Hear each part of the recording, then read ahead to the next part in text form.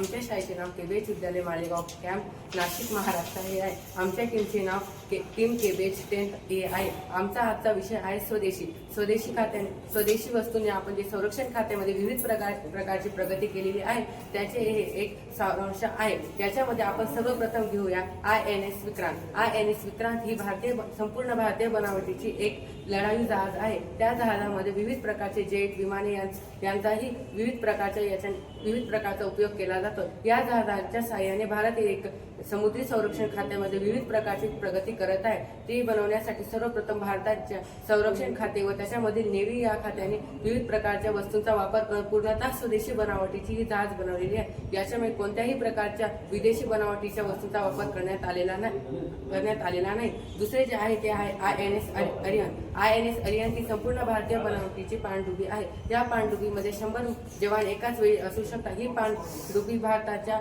Nuclear power station याच्या मार्फत चालवली जाते। याच्यामध्ये भाभा ॲटॉमिक रिसर्च सेंटर यांनी विविध प्रकारच्या क्षेपणास्त्रांचा उपयोग करून ही पाणबुडी भारताच्या संरक्षण खात्यामध्ये चालवण्याचा प्रयत्न करण्यात आला होता। तो प्रयत्न यशस्वी झालेला आहे।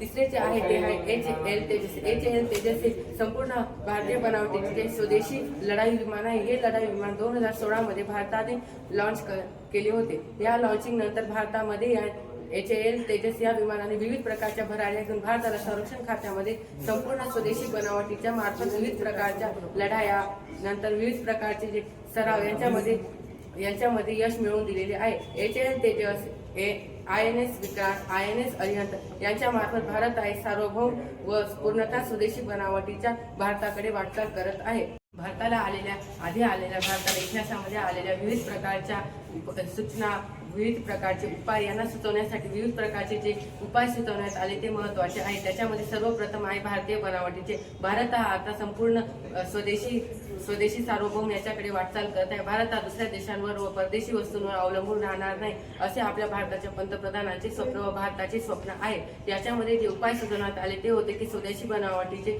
संरक्षण खात्यामध्ये वापर करणे। स्वदेशी बनावटीच्या वस्तूंनी संरक्षण खात्यामध्ये आता भारत हा आपल्या संपूर्ण भारतीय बनावटीच्या वस्तूंवर आधारित असेल। हा कोणत्याही परकीय व परदेशी वस्तूंवर आधारित नसणार हे महत्त्वाचे आहे।